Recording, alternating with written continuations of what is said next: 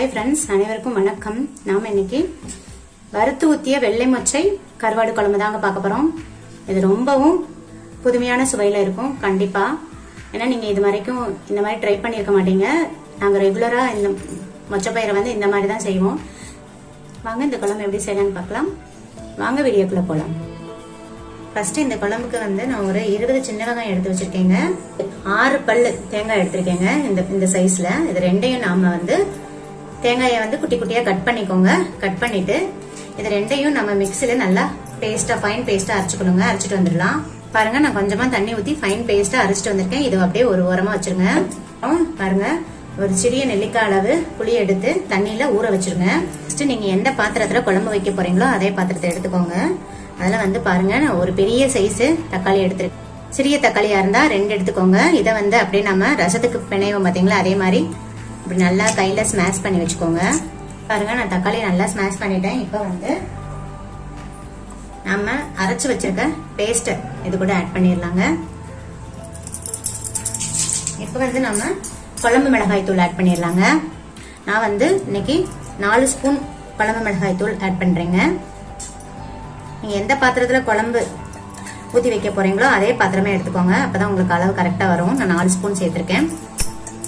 உங்களுக்கு குழம்பு மிளகாய் தூள் எவ்வளவு வேணுமோ அதுக்கு தகுந்த மாதிரி சேர்த்துக்கோங்க. உங்க காரத்துக்கு தகுந்த மாதிரி எடுத்துக்கோங்க. நான் 2 கிளாஸ் தண்ணி ஆட் பண்றேன். நல்லா மிக்ஸ் பண்ணிக்கோங்க. 2 கிளாஸ் தண்ணி ஆட் பண்ணிருக்கேன். மிக்ஸ் பண்ணிட்டு குழம்போட கன்சிஸ்டன்சி பார்த்துக்கோங்க. நான் இன்னும் ஒரு கிளாஸ் ஆட் பண்ணிக்கிறேன். ஸோ 3 கிளாஸ் தண்ணி ஆட் பண்ணிருக்கேன். இப்போ வந்து நான் புளி கரைசல் கரைச்சி வச்சிருக்கேன். ஸோ நீ இதை எல்லாத்தையுமே ஊத்திடாதீங்க, கொஞ்சமா ஊத்திக்கோங்க. கொஞ்சமா ஊத்திட்டு நல்லா மிக்ஸ் பண்ணிட்டு கொஞ்சம் கல்லுப்பு சேர்க்கிறேன். புளி கரைசல் வந்து எல்லாத்தையும் ஆட் பண்ணிடாதீங்க, கொஞ்சம் புளி கரைசல் அப்படியே வச்சுக்கோங்க. இதை அப்படியே நம்ம கொஞ்சம் ஓரமா வச்சிடலாம். இப்போ வந்து கடாய் எடுத்துக்கோங்க. கடாய் நல்லா ஹீட் ஆயிடுச்சு. இப்ப வந்து ஒரே 1 ஸ்பூன் மட்டும் ஆயில் ஆட் பண்றேங்க. இப்ப வந்து நான் ஒரு கைப்பிடி அளவு வெள்ளை மொச்சை எடுத்திருக்கேங்க. ஊற வைக்காத வெள்ளை மொச்சை எடுத்திருக்கேன். இதை நாம வறுத்து தான் இன்னைக்கு குழம்பு செய்ய போறோம். சோ இதை வந்து இந்த ஆயில போட்டுடலாம். வெள்ளை மொச்சை வந்து சட்டுன்னு கறிகிறோம். சோ வந்து நல்லா பிளேம் வந்து சிம்ல வச்சுக்கோங்க.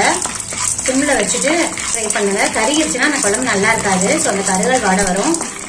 சோ கேர்ஃபுல்லா வந்து ஃப்ரை பண்ணிக்கோங்க. ஃப்ரை பண்ணும் போதே உங்களுக்கு டப் டப்னு வெடிக்கிற சவுண்ட் வரும். அந்த ஸ்டேஜ்ல நம்ம எடுத்துடலாம். நான் காமிக்கிறேன். பாருங்க டப் டப்னு வெடிக்கிட்டு பாருங்க.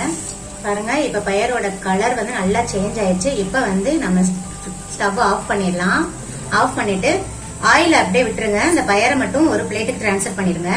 பாருங்க நான் வறுத்த பயரை வந்து இந்த மாதிரி கொஞ்சமா தண்ணி ஊத்தி அதுல ஊற வச்சிருக்கீங்க. சேம் அதே கடாயில எகைன் 1 ஸ்பூன் எண்ணெய் ஊத்திருக்கேங்க. எண்ணெய் நல்லா காஞ்சிருச்சு. இப்ப ஒரு சிறிய ஸ்பூன் அளவு கடுகு உளுந்த பருப்பு சேர்க்கிறீங்க. கடுகு உளுந்த பருப்பு நல்லா பொரியட்டும். சிறிய ஸ்பூன் அளவு வெந்தயம் சேர்க்கிறீங்க. வெந்தயம் நல்லா சிவந்து வரட்டும். வந்து 1 ஸ்பூன் சீரகம் ஆட் பண்ணிடலாம். சீரகம் நல்லா பொரியட்டும். கருவேப்பிலை ஆட் பண்றீங்க. 5 சின்ன வெங்காயத்தை இந்த மாதிரி நீல வாக்குல கட் பண்ணிருக்கீங்க. அதை ஆட் பண்ணிடலாம். 10 பூண்டு பல்லு எடுத்திருக்கீங்க. அதை ஆட் பண்ணிடலாம். ஏன்னா நம்ம வெள்ளை மொச்சை சேர்க்கறதுனால அந்த பயிர் வந்து கொஞ்சம் வாயு பிரச்சனை எல்லாம் வராம இருக்கிறதுக்காக நான் வெள்ளைப்பூடு ஆட் பண்ணிருக்கேங்க. ஸோ வெள்ளைப்பூடுலாம் ஸ்கிப் பண்ணாம ஆட் பண்ணிக்கோங்க.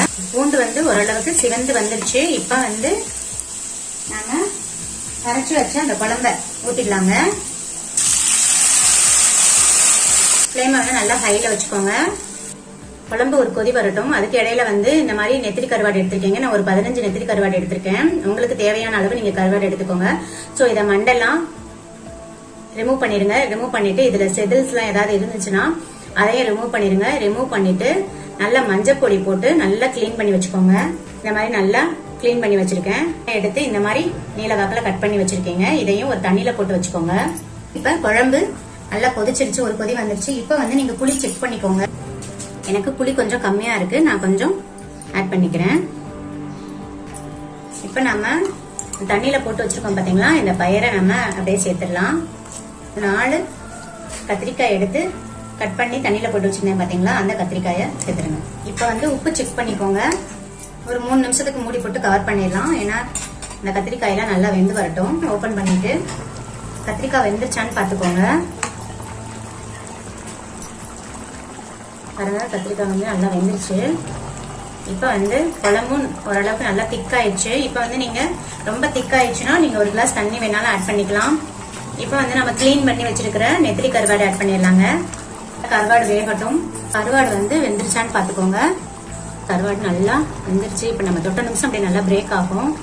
இந்த வீடியோ பிடிச்சிருந்தா லைக் பண்ணுங்க, ஷேர் பண்ணுங்க, கமெண்ட் பண்ணுங்க, மறக்காம சப்ஸ்கிரைப் பண்ணுங்க. உங்க ஃப்ரெண்ட்ஸ் அண்ட் ரிலேட்டிவ்ஸ் கூட ஷேர் பண்ணிக்கோங்க. தேங்க்யூ. தேங்க்ஸ் ஃபார் வாட்சிங்.